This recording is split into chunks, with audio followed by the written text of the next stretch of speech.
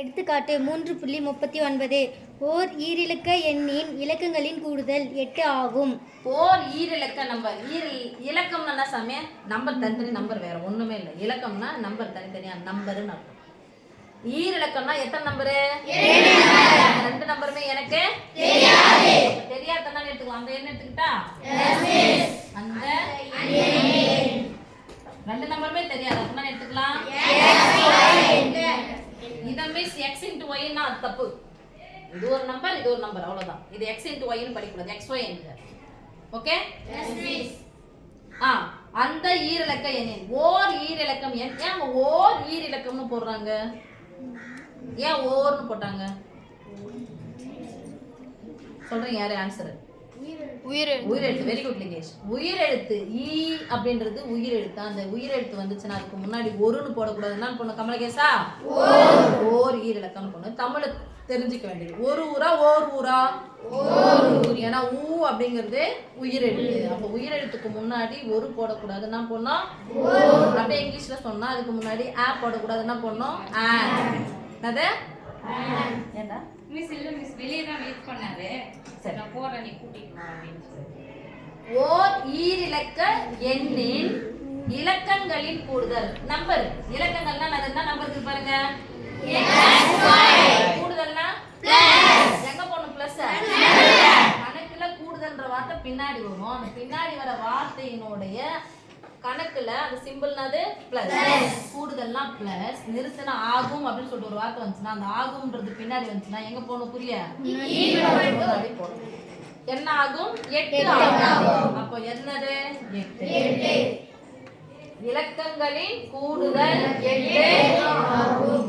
இலக்கங்களின் கூடுதல் 8 ஆகும். கூடுதல்ன்ற வார்த்தை பின்னாடி வருது. அப்ப எங்க போடணும்? முன்னாடி போடணும். கூடுதலுக்கு என்ன சிம்பிள் போடணும்? பிளஸ். 8 ஆகும்ன்ற வார்த்தை பின்னாடி வருது. அப்ப ஆகும் அப்படிங்கிற வார்த்தைக்கு சிம்பிள் என்ன போடணும்? மேத்ஸ்ல ஈக்குவல் டு. அடுத்த கண்டிஷன். அந்த எண்ணின் மதிப்புடன் எண்ணுக்கு என்ன மதிப்பு இருக்கும்? இடமதிப்பு. ஒரு எண்ணுக்கும் இட மதிப்பு இருக்கும். இந்த ஈரிலக்க எண், மூன்றிலக்க எண் இது மாதிரி வந்தாவே என்ன மதிப்பு சொல்லணும்? அப்ப இடத்துக்கு மதிப்பு. இது இட மதிப்புல சொல்லும்போது என்ன சொல்லுவோம்? ஒரு y 10x x 10கள் y 1கள் அப்படிதான் சொல்லுவோம். 54 இருக்குன்னா 4 ஒன்றுகள் 50கள். அது மாதிரி தான் y ஒன்றுகள் x 10கள். அப்ப மதிப்புடன் அப்படின்னு சொல்லும்போது 10x னா ஒரு 10x ஆ? எஸ். ஒரு y 1 * y ஒரு y. அந்த எண்ணின் மதிப்புடன் என்ன மதிப்பு?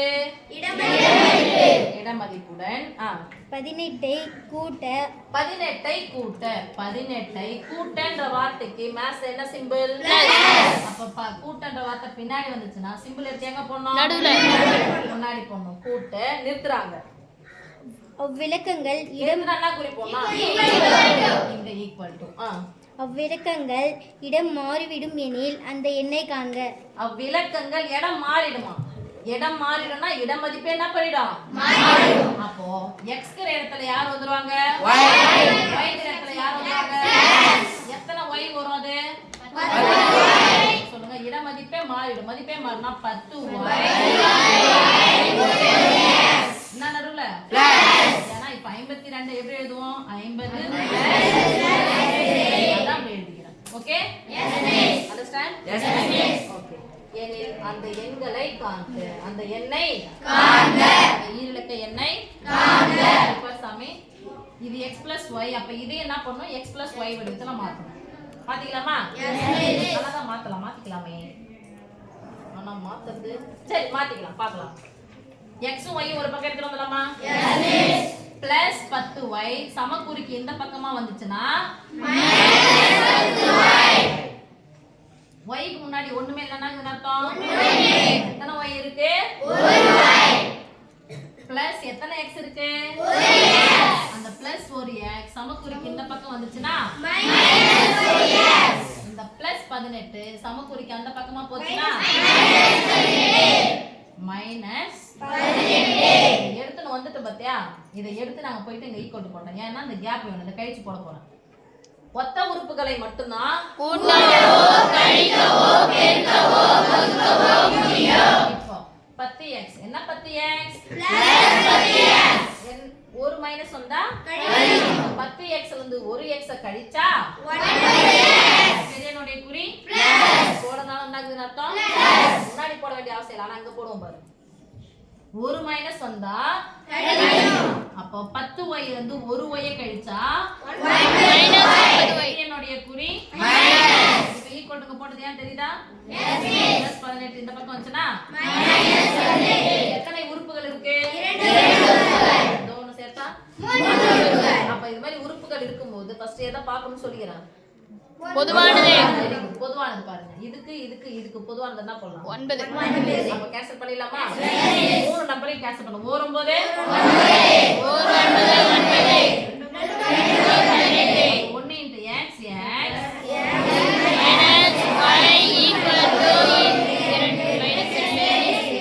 minus 2.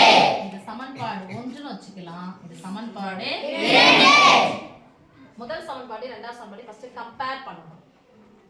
கம்பேர் பண்ணா first condition order x y equal to அடுத்த கண்டிஷன் கெழுக்களை பார்க்கணும். x இன் கெழு 1 x இன் கெழு 1 y இன் கெழு 1 y இன் கெழு 1 என்ன 1 -1. அப்ப இதோட இருக்கு. ரெண்டு சமன்பாடு அப்படியே நேரா எழுதிக்கலாம்.